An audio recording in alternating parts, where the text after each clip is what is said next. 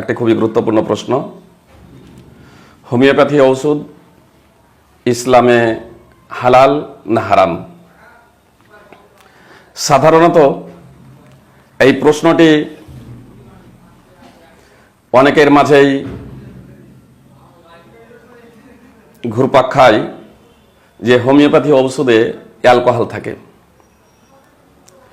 অবশ্য কেবলমাত্র homeopathy ঔষধেই alcohol থাকে তা নয়, অনেক অ্যালোপ্যাথি ঔষধেও অ্যালকোহল থাকে, কিন্তু সাধারণত হোমিওপ্যাথি ঔষধকেই এ প্রশ্নটি করা হয়ে থাকে যে হোমিওপ্যাথি ঔষধ ইসলামে হালাল না হারাম।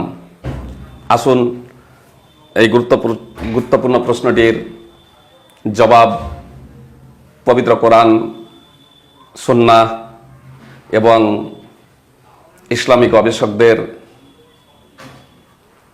অভিমতের ভিত্তিতে বিষয়টিকে আমরা জানার ইচ্ছা করি। প্রথমেই আপনাদের বলি যে মদ থেকে, নেশাজাত দ্রব্য থেকে ওষুধ বানানো যাবে না, কারণ রাসূলুল্লাহ সাল্লাল্লাহু আলাইহি সাল্লাম স্পষ্টভাবে নিষেধ করেছেন। সুতরাং তারেক বিন সোয়েদ আল জুফি রাদিয়াল্লাহু তাআলা আনহু নবী সাল্লাল্লাহু আলাইহি সাল্লামকে মদ সম্পর্কে জিজ্ঞেস করেছিলেন যে আমরা মদ থেকে ওষুধ তৈরি করি, নেশাজাত দ্রব্য থেকে ওষুধ তৈরি করি। তখন রাসূলুল্লাহ সাল্লাল্লাহু আলাইহি সাল্লাম বলেছিলেন, ইন্নাহু লাইসা বিদাওয়া ওয়ালাকিন্নাহু দা। সহিহ মুসলিম হাদিস নম্বর 1984, সুনানে তিরমিজি হাদিস নম্বর 2046। রাসূলুল্লাহ সাল্লাল্লাহু আলাইহি সাল্লাম বললেন যে মদ নেশাজাত দ্রব্য, ঔষধ নয়, বরং তা হলো একটি রোগ। তো নেশাজাত দ্রব্য এটা হলো একটা রোগ, এটা ঔষধ নয়।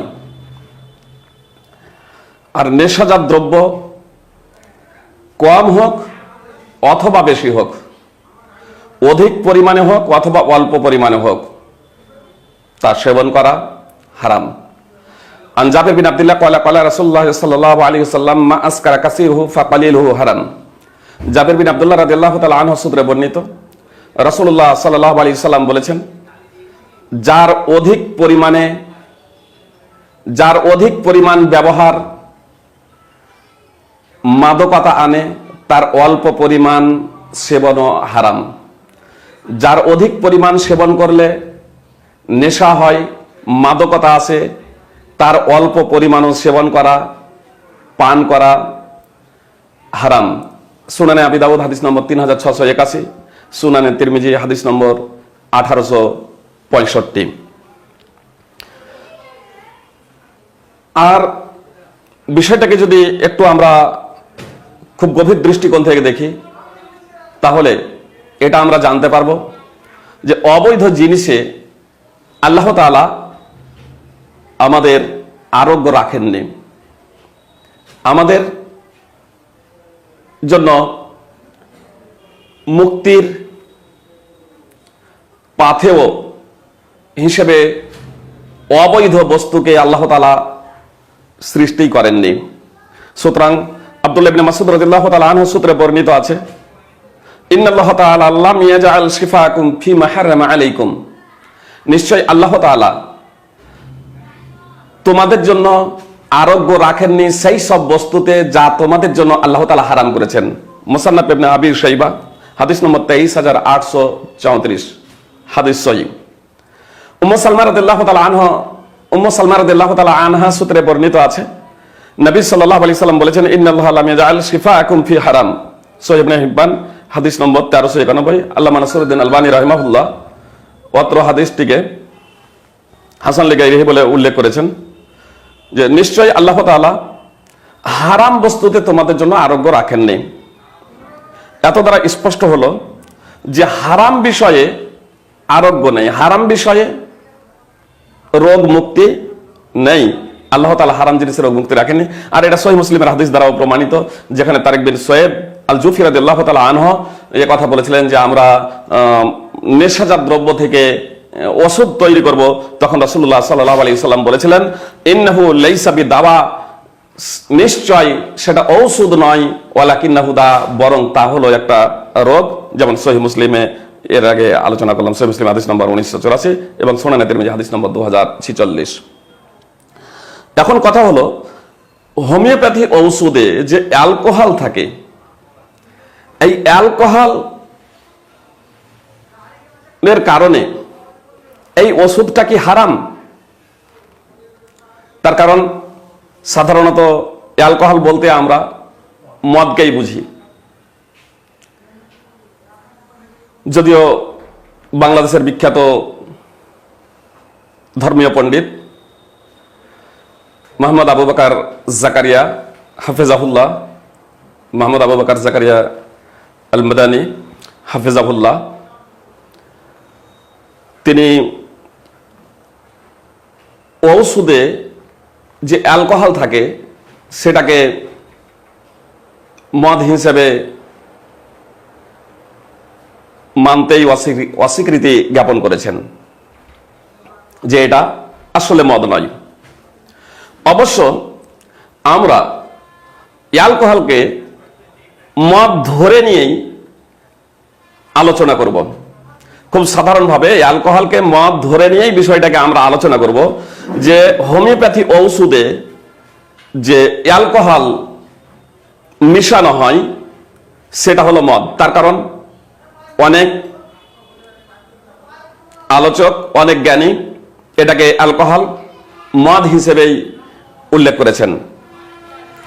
তো হোমিওপ্যাথি ঔষধে যে অ্যালকোহল মিশানো হয়, এই অ্যালকোহল মিশানোর ফলে কি এই হোমিওপ্যাথি ঔষধটা হারাম হয়ে যায় নাকি তা হালাল থাকে? এ প্রসঙ্গে বিষয়টি আমরা একটু পর্যালোচনা করব। সুপ্রিয় ভাই এবং বোন, আপনাদের বলতে চাই, হোমিওপ্যাথি ঔষধে যে অ্যালকোহল মিশানো হয়, এই অ্যালকোহলের পরিমাণ যদি স্বল্প হয় বা এমন পর্যায়ে হয় যাতে অ্যালকোহলের প্রভাব তাতে না থাকে, অর্থাৎ ঔষধ সেবনের ফলে যদি কোনো প্রকারের মাদকতা না আসে তাহলে সেটা বৈধ। আর যদি ওই ঔষধ সেবনের মাধ্যমে মাদকতা আসে, নেশা আসে, তাহলে সেটা অবৈধ। হোমিওপ্যাথি ঔষধে যে অ্যালকোহল সংমিশ্রণ করা হয়, হোমিওপ্যাথি ঔষধে যে অ্যালকোহল সংমিশ্রণ করা হয়, সাধারণত ওই হোমিওপ্যাথি ঔষধকে 4 থেকে 5টা ফোঁটা 20 গ্রাম 25 গ্রাম পানিতে আবার দেওয়া হয় এবং তাকে ঝাঁকিয়ে পান করা হয়।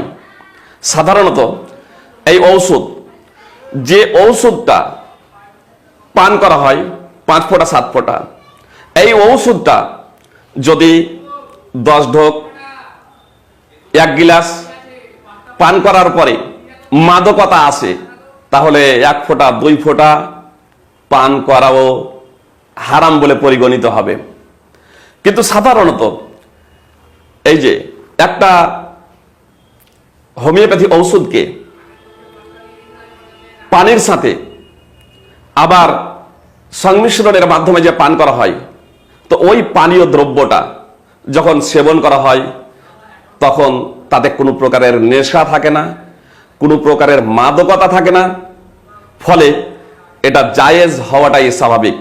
সুতরাং শেখ ওসাইমিন রাহিমাহুল্লাহ, সৌদি আরবের বিখ্যাত মুফতি, তিনি বলেছেন যে হোমিওপ্যাথি ঔষধে যে অ্যালকোহল মিশানো হয় তা হোমিওপ্যাথি ঔষধের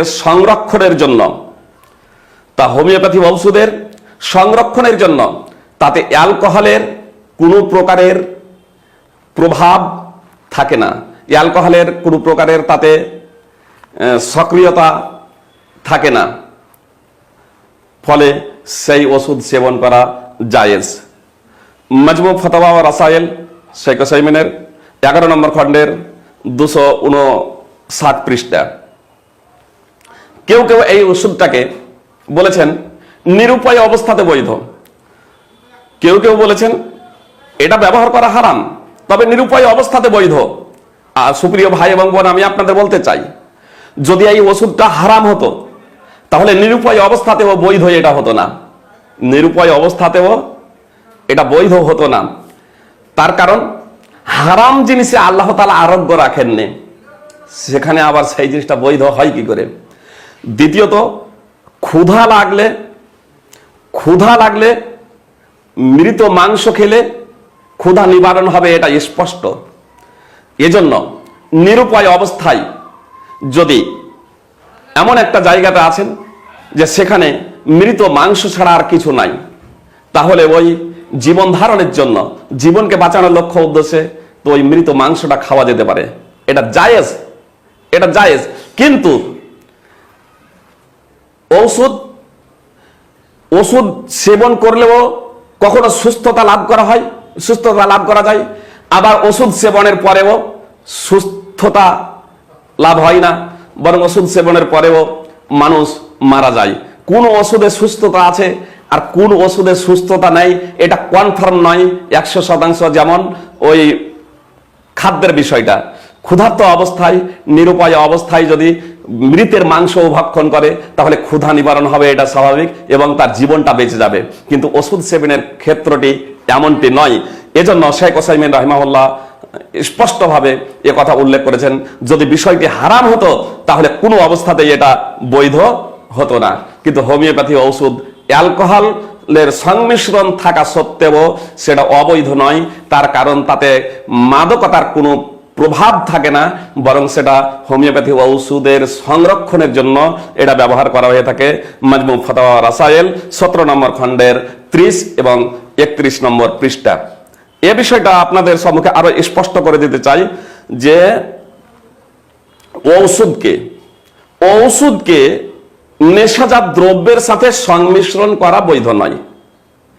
কোন ঔষধকে নেশাজাত দ্রব্যের সাথে সংমিশ্রণ করা বৈধ নয়, কিন্তু কোন ঔষধ যদি নেশাজাত দ্রব্য যেমন অ্যালকোহলের সাথে যদি সংমিশ্রণ থাকে আর তা সেবনে যদি কোনো প্রকারের মাদকতা না আসে, নেশা না আসে, তাহলে সেই ওষুধটা ব্যবহার করা বৈধ এবং তার বিক্রিও বৈধ। এ কথাই বলেছেন সৌদি ফতোয়া কমিটি লাজনা দায়েমে শেখ আব্দুল্লাহ ইবনে কউদ, আব্দুল্লাহ ইবনে কুদিয়ান, আব্দুর রাজ্জাক আফিফি এবং শেখ ইবনে বাজ রাহিমাহুমুল্লাহ। ফতোয়া লাজনা দায়েমা প্রথম পাঠ 22 নম্বর খণ্ডের 110 নম্বর পৃষ্ঠা। আরো একটা বিষয় স্পষ্ট করে দিই যে সিরকা মানে মদ থেকে সকলের ঐক্যমতেই মদ যদি অটোমেটিক সিরকায় পরিণত হয়ে যায়, মদ যদি অটোমেটিক সিরকায় পরিণত হয়ে যায়, আপনি সিরকায় পরিণত হয়ে যায়, তাহলে সমস্ত বিদ্বানের ঐক্যমতে তা বৈধ, তা সমস্ত বিদ্বানের ঐক্যমতে তা সেবন করা বৈধ। সুতরাং জাবের রাদিয়াল্লাহু তাআলা আনহু সূত্রে বর্ণিত আছে, একদা রাসূলুল্লাহ সাল্লাল্লাহু আলাইহি সাল্লাম তার পরিবারদের নিকটে খাবার প্রসঙ্গে জিজ্ঞাসা করলেন, খাবার প্রসঙ্গে জিজ্ঞেস করলেন। তখন তারা বললেন যে আমাদের কাছে সিরকা ব্যতীত কিছু নেই। রাসূলুল্লাহ সাল্লাল্লাহু আলাইহি সাল্লাম সিরকা খেলেন এবং সিরকা খাওয়ার পরে বললেন, নিমাল উদুমুল খাল, কতই না উত্তম তরকারি হচ্ছে সিরকা কতই না উত্তম তরকারি। সহিহ মুসলিম হাদিস নম্বর 2052 এবং সুনানে তিরমিজি হাদিস নম্বর 1840, সুনানে আবি দাউদে হাদিসটি রয়েছে 3820। তিরমিজি এবং সুনানে আবি দাউদে হাদিসটি সংক্ষিপ্তভাবে আছে, তাহলে সহিহ মুসলিমে পূর্ণ হাদিসটি পাওয়া যাবে। রাসূলুল্লাহ সাল্লাল্লাহু আলাইহি সাল্লাম সিরকা খেয়েছেন এবং তার প্রশংসা করেছেন, সিরকার প্রশংসা করেছেন যে সিরকা হলো উত্তম তরকারি। আর সিরকা এটা সাধারণত মদ থেকে তৈরি হয়, অটোমেটিকলি। সিরকা সাধারণত মদ থেকে তৈরি হয়, অবশ্য সাধারণভাবেও কেউ কেউ বলেছেন এটা তৈরি হয়, তবে সিরকা যে মদ থেকেও তৈরি হয় এবং অত্র হাদিস থেকে যে মদ থেকে যে এটা তৈরি, এ বিষয়ে মুহাদ্দিসিনে কেরাম ঐক্যমত পোষণ করেছেন এবং তারা উল্লেখ করেছেন যে সিরকা অটোমেটিকলি যদি এই মদ যদি অটোমেটিকলি আপনি যদি সিরকায় পরিণত হয়ে যায়, মদ আছে সেটা ছায়াতে রাখার ফলে বা কোনো জায়গাতে আছে সেটা আপনি কয়েকদিন হয়ে যাওয়ার ফলে তা যদি সিরকায় পরিণত হয়ে যায়, অর্থাৎ নেশা মুক্ত হয়ে যায়, মাদকতা মুক্ত হয়ে যায়, তাহলে সেটা বৈধ। সুতরাং সৌদি ফতোয়া কমিটি স্পষ্টভাবে তা উল্লেখ করেছেন যে মদ যদি সিরকায় পরিণত হয়ে যায়, আপনি সিরকায় পরিণত হয়ে যায়, তাহলে তার ব্যবহার বৈধ। ফতোয়া লাজনা দায়েমা প্রথম পাঠ 22 নম্বর খণ্ডের 123 পৃষ্ঠা। তবে মদ থেকে সিরকা বানানো যাবে না, মদ থেকে সিরকা বানানো যাবে না। আনাস রাদিয়াল্লাহু তাআলা আনহু সূত্রে বর্ণিত, নবী সাল্লাল্লাহু আলাইহি সাল্লামকে যখন মদ সম্পর্কে জিজ্ঞেস করা হলো যে মদকে কি সিরকায় পরিণত করা হবে না, তখন রাসূলুল্লাহ সাল্লাল্লাহু আলাইহি সাল্লাম বললেন না। সহিহ মুসলিম হাদিস নম্বর 1983। আবু তালহা রাদিয়াল্লাহু তাআলা আনহু একদা কিছু ইয়াতিম উত্তরাধিকার সূত্রে মদ পেয়েছিল, সেগুলোকে যখন সিরকা বানানোর জন্য রাসূলুল্লাহ সাল্লাল্লাহু আলাইহি সাল্লামকে বললেন যে সেগুলোকে কি সিরকা বানিয়ে নেব না, তখন রাসূলুল্লাহ সাল্লাল্লাহু আলাইহি সাল্লাম বললেন যে তা ঢেলে ফেলে দাও, সিরকায় পরিণত করো না। সুনানে আবি দাউদ হাদিস নম্বর 3675। রাসূলুল্লাহ সাল্লাল্লাহু আলাইহি সাল্লাম মদকে ঢেলে ফেলে দিতে বলেছেন। সুনানে তিরমিজি হাদিস নম্বর 1263। এজন্য মদ থেকে তো সিরকা বানানো যাবে না, মদ থেকে সিরকা বানানো যাবে না, কিন্তু আপনি যদি সিরকায় তা পরিণত হয়ে যায়,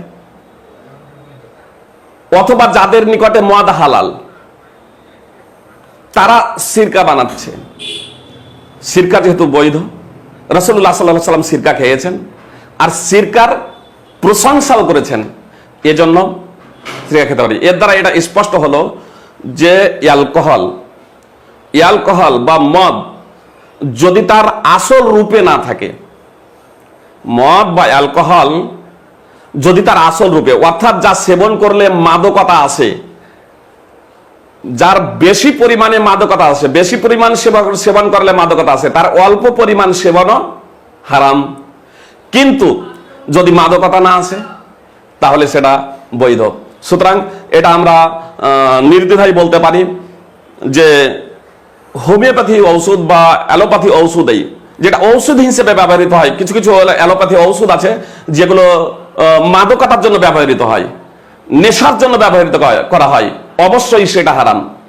কিন্তু হোমিওপ্যাথি যে ঔষধ, এটা সাধারণত ঔষধ হিসেবে ব্যবহৃত হয়ে থাকে, ফলে এটা ঔষধ হিসেবে সেবন করা জায়েজ, ঔষধ হিসেবে আমরা সেবন করতে পারি। আর আরো একটি বিষয় এখানে স্পষ্ট করে দিই যে রাসূলুল্লাহ সাল্লাল্লাহু আলাইহি সাল্লাম বললেন যে হারাম জিনিসে আল্লাহ তাআলা আরোগ্য রাখেননি। হোমিওপ্যাথি ঔষধ যদি হারাম হতো তাহলে তার দ্বারা উপকার পাওয়া, উপকৃত হওয়া, আল্লাহ তাআলার ইচ্ছায় রোগ ভালো হয়ে যাওয়া, রোগীর সুস্থ হওয়া, এটা কাম্য ছিল না যদি হারাম হতো। এ থেকেও এটা স্পষ্ট যে হোমিওপ্যাথি ঔষধ হারাম নয়, বরং হালাল। এই বিষয়টা আরো যদি একটু আমরা দেখি তাহলে আমরা বুঝতে পারবো যে হোমিওপ্যাথি ঔষধ এবং অ্যালোপ্যাথি ঔষধ এই উভয়কে যদি তুলনামূলকভাবে আমরা পর্যালোচনা করি তাহলে আমরা বুঝতে পারবো যে অ্যালোপ্যাথি ঔষধ সেবনের ফলে আমাদের শরীরের কতটা ক্ষতি হচ্ছে, আমাদের শরীরের কতটা ক্ষতি হচ্ছে। আল্লাহ তাআলা পবিত্র কোরআনে বলেছেন ওয়াইহিল্লু লাহমুত তাইয়্যিবাত ওয়া ইউহারিমু আলাইহিমুল খাবাইস, ইউহিল্লু লাহমুত তাইয়্যিবাত ওয়া ইউহারিমু আলাইহিমুল খাবাইস। সূরা আরাফ 7 নম্বর সূরার 157 নম্বর আয়াতের ব্যাখ্যায় শাইখুল ইসলাম ইবনে তাইমিয়া রাহিমাহুল্লাহ মাজমুউল ফতওয়াতে উল্লেখ করেছেন তাইয়্যিবাত প্রসঙ্গে যে কুল্লু মা নাফা ফাহুয়া তাইয়্যিব, কুল্লু মা নাফা ফাহুয়া তাইয়্যিব। প্রত্যেক উপকারী বস্তুই হলো তাইয়্যিব। মুহাম্মদ সাল্লাল্লাহু আলাইহি ওয়াসাল্লামের বৈশিষ্ট্য বর্ণনা করতে গিয়ে আল্লাহ তাআলা ঘোষণা করেছেন যে মুহাম্মদ সাল্লাল্লাহু আলাইহি ওয়াসাল্লাম তাইয়্যিবাতকে হালাল ঘোষণা করেছেন। শাইখুল ইসলাম ইবনে তাইমিয়া রাহিমাহুল্লাহ বলছেন যে প্রত্যেক উপকারী বস্তুই হলো তাইয়্যিব। আর খাবায়েসের ব্যাখ্যা প্রদান করতে গিয়ে বলছেন কুল্লু মা দাররা ফাহুয়া খাবিস। প্রত্যেক ক্ষতিকারক বস্তুই হলো খাবিস। আল্লাহ রাসূল সাল্লাল্লাহু আলাইহি সাল্লামের বৈশিষ্ট্য বর্ণনা করতে গিয়ে আল্লাহ তাআলা যে বললেন যে মুহাম্মদ সাল্লাল্লাহু আলাইহি সাল্লাম তাদের জন্য খাবায়েসকে হারাম ঘোষণা করেন, তো এই খাবায়েস প্রসঙ্গে বলছেন যে প্রত্যেক ক্ষতিকারক বস্তুই হলো খাবায়েস। শাইখুল ইসলাম ইবনে তাইমিয়া রাহিমাহুল্লাহ। জানলে অবাক যাবেন যে হোমিওপ্যাথি ঔষধে কোনো পার্শ্ব প্রতিক্রিয়া নেই। হোমিওপ্যাথি ঔষধে কোনো পার্শ্ব প্রতিক্রিয়া নেই, কিন্তু অ্যালোপ্যাথি ঔষধে অনেক পার্শ্ব প্রতিক্রিয়া রয়েছে, অনেক পার্শ্ব প্রতিক্রিয়া রয়েছে। এই যে আমরা ঘুমের ঔষধ খাচ্ছি, এই ঘুমের ঔষধের ফলে দীর্ঘদিন ধরে যদি ঘুমের ঔষধ খাওয়া হয় তাহলে কিডনির সমস্যা হতে পারে, হার্টের সমস্যা হতে পারে, ক্যান্সারের ঝুঁকি বেড়ে যায় দীর্ঘদিন যাবত ঘুমের ঔষধ খেলে। এমনকি আমরা যে গ্যাসের ঔষধ খাই, সাধারণত গ্যাস হলে একটু ঢেকুর উঠলে, বুক জ্বালা করলে, পেটে হালকা ব্যথা হলে আমরা গ্যাসের ট্যাবলেট খাই, ব্যথানাশক ওষুধ খাই। এই যে গ্যাসের ট্যাবলেট, সাধারণত গ্যাসের ট্যাবলেট এবং ব্যথানাশক যে ওষুধ আমরা খাচ্ছি, এর পার্শ্ব প্রতিক্রিয়া কি জানেন? চরমে পার্শ্ব প্রতিক্রিয়া। এর দ্বারা আমাদের শরীরে রোগ জীবাণু প্রবেশের ক্ষমতা বৃদ্ধি পায়, আমাদের শরীর ভিতর থেকে ঝাঁঝরা হয়ে যায়, রোগ প্রতিরোধ ক্ষমতা কমে যায় এই ওষুধের ফলে। কিডনির মতো মারাত্মক সমস্যা হতে পারে, কিডনি ড্যামেজের মতো মারাত্মক সমস্যা হতে পারে, ক্যান্সারের ঝুঁকি রয়েছে, জি, হাড় ক্ষয়ের ঝুঁকি রয়েছে। গ্যাসের জন্য, ঘুমের জন্য, ব্যথানাশকের জন্য সাধারণত আমরা যে ওষুধগুলো খাই, যদি অধিক পরিমাণে খাওয়া হয় তাহলে এটা আমাদের শরীরের জন্য অত্যন্ত ক্ষতিকর। অনেক সময় আমরা দীর্ঘদিন ধরে খেতে থাকি, একবার ডাক্তার দেখাই, ভালো ডাক্তার দেখালাম, গ্যাসের ওষুধ দিলেন, 1 মাসের বা 2 মাসের ওষুধ দিলেন। আমরা অনেক সময় বারবার ডাক্তারের কাছে না গিয়ে ওই প্রেসক্রিপশন অনুযায়ী ওষুধের নামও আমরা জেনে গেছি, আর আমাদের খোলা মার্কেটে ওষুধ সব পাওয়া যায়, এজন্য এই সব ওষুধ আমরা সেবন করে থাকি। কিন্তু দীর্ঘদিন যাবত যে ওষুধ খেলে আমাদের কিডনির সমস্যা হতে পারে, শারীরিক ক্ষতি হতে পারে, এই বিষয়টা আমরা ভুলে গিয়েছি। ভাই সকল, আজকে বিশ্বব্যাপী মহা আতঙ্কের নাম করোনা ভাইরাস। এই করোনা ভাইরাসের জন্য আমাদের কেন্দ্রীয় আয়ুষ মন্ত্রকের পক্ষ থেকে হোমিওপ্যাথি ঔষধ সেবনের পরামর্শ দেওয়া হয়েছে। জি, হোমিওপ্যাথি ঔষধ সেবনের পরামর্শ দেওয়া হয়েছে। ইমিউন বুস্টার, হোমিওপ্যাথি ঔষধ সাধারণত 2টো পদ্ধতিতে চিকিৎসা করে থাকে। ইমিউন বুস্টার বা রোগ প্রতিরোধ ক্ষমতা বৃদ্ধিকারী প্রোফাইল্যাকটিক হিসেবে, এবং আক্রান্তের লক্ষণ ভিত্তিক চিকিৎসার মাধ্যমে, এই 2টো পর্যায়ে। তো রোগ প্রতিরোধ ক্ষমতা বৃদ্ধিকারী প্রোফাইল্যাকটিক হিসেবে এই হোমিওপ্যাথি ঔষধ সেবনের আমাদের কেন্দ্রীয় আয়ুষ মন্ত্রকের পক্ষ থেকে দেওয়া হয়েছে। অবশ্য অনেক দেশই এটাকে স্বীকৃতি প্রদান করেছেন যাতে আমাদের শরীরের রোগ প্রতিরোধ ক্ষমতা বৃদ্ধি পায়। আমরা সাধারণত মনে করি যে হোমিওপ্যাথি ঔষধ শুধু ওই সর্দি কাশি জ্বরের জন্য এটা ব্যবহৃত হয়ে থাকে। জি, আপনারা দেখলেন যে করোনা ভাইরাসের মতো মারাত্মক রোগ থেকে বাঁচার লক্ষ্য উদ্দেশ্য এ ওষুধ সেবন করা হচ্ছে। শুধু তাই নয়, আপনার পরীক্ষিত বিষয়, আপনার কিডনি ড্যামেজের মতো বিষয়ে, ক্যান্সার এবং প্যারালাইসিসের ক্ষেত্রে এ ওষুধ খুবই কার্যকরী। মুসলিউদ্দিন মাঝারি ভাই আছেন এখানে, জনগণের উপকৃত হওয়ার লক্ষ্য উদ্দেশ্যে বিষয়টা জানাচ্ছি। আমি নিজেই এক সময় আমার যখন লাংসের সমস্যা হয়, আমি বহরমপুরে, আমাদের মুর্শিদাবাদ বহরমপুরে ভালো ভালো ডাক্তারের কাছে চিকিৎসা নিই, অতঃপর দিল্লি এইমস, তারপর ব্যাঙ্গালোরও, দিল্লি এইমসে চিকিৎসা করি, ব্যাঙ্গালোরে সেন্ট জনস এবং কাস্তুরবা হাসপাতাল, বিভিন্ন জায়গাতে চিকিৎসা করি। তারপরে ওই প্রেসক্রিপশন অনুযায়ী, আমারও ভুল ধারণা ছিল, আর বারবার কত যাব, প্রেসক্রিপশন অনুযায়ী আমি একটা ওষুধ খেতাম। তো তারপরে একদিন ডাক্তার মশাই, এই ফার্মেসি আলা বললেন মুসলিউদ্দিন মাঝারিকে যে শেখ সাহেবকে এত ওষুধ খেতে নিষেধ করেন। মুসলিউদ্দিন সাহেব তখন আমাকে বললেন যে ফাইজি সাহেব এই ব্যাপার, আমাকে বলছিলেন যে শেখ সাহেবকে এত ওষুধ খেতে নিষেধ করেন, এতে আরো ক্ষতি বেশি হবে, এতে আরো ক্ষতি বেশি হবে। আলহামদুলিল্লাহ, রমাজানের আগে থেকে কয়েক মাস হয়ে গেল, প্রায় কয়েক মাস, 3-4 মাস হয়ে গেল, তারপর থেকে আর ওষুধ খাইনি। সাধারণত ওষুধ আমাকে মাঝে মাঝেই খেতে হতো, প্রতি মাসে সেই ওষুধ সেবন করতাম। আলহামদুলিল্লাহ, এখন অনেকটাই সুস্থ আছি। সাধারণত মাসে একবার আমি হোমিওপ্যাথি ওষুধ সেবন করি। ডক্টর ইন্তেখাব আলমের কাছে একবার উনি ওষুধ দেন, তার মাধ্যমে আল্লাহ তাআলা আমাকে সুস্থ রেখেছেন। কি ওষুধ খেতে? যে শেখা আমি অ্যালাগ্রায়াম ওষুধ খেতাম, প্রায় একটা ট্যাবলেটের দাম 19 টাকা পড়তো। হ্যাঁ, অ্যালাগ্রায়াম প্রায় একটা ট্যাবলেটের দাম 19 টাকা পড়তো। প্রতি মাসে আমাকে কমপক্ষে 10টা করে ট্যাবলেট থাকে, 3 পাতা, সাধারণত প্রতি মাসে কমপক্ষে 1 পাতা করে প্রতি মাসে খেতাম। প্রথম দিকে তো মানে প্রত্যেকদিন একটা করে খেতাম, আর পরবর্তীতে এসে তখন ওই একটা করে খেতাম, আর হোমিওপ্যাথি ওষুধ খেতাম। হোমিওপ্যাথি ওষুধের সাথে এই অ্যালাগ্রায়াম এই ওষুধটা চালাতাম, যেটা আমাকে ব্যাঙ্গালোরে কাস্তুরবা হাসপাতালে লিখে দিয়েছিলেন। এর সাথে আরেকটা ওষুধ দিয়েছিলেন, কিন্তু আমি এই ওষুধটাই সাধারণত চালাতাম। পরবর্তীতে যখন দেখলাম এবং ডাক্তারও আমাকে যখন নিষেধ করলেন যে ওষুধ অ্যালোপ্যাথি বন্ধ করে দাও, ডাক্তার ইন্তেখাব আলম, হোমিওপ্যাথিতে তিনি এমডি, আলহামদুলিল্লাহ খুব বিখ্যাত ডাক্তার। তো আলহামদুলিল্লাহ তার মাধ্যমে এই হোমিওপ্যাথি ওষুধ সেবনের মাধ্যম দিয়ে আল্লাহ তাআলা আমাকে অনেকটাই সুস্থ রেখেছেন। চাঁদপুর, ধুলিয়ান চাঁদপুর। তো হোমিওপ্যাথি ওষুধে মারাত্মক জটিল রোগ পার্শ্ব প্রতিক্রিয়াহীন ভাবে আল্লাহ তাআলার ইচ্ছাই সেরে যায়।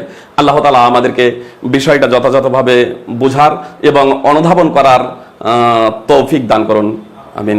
আসসালামু আলাইকুম রহমতুল্লাহ।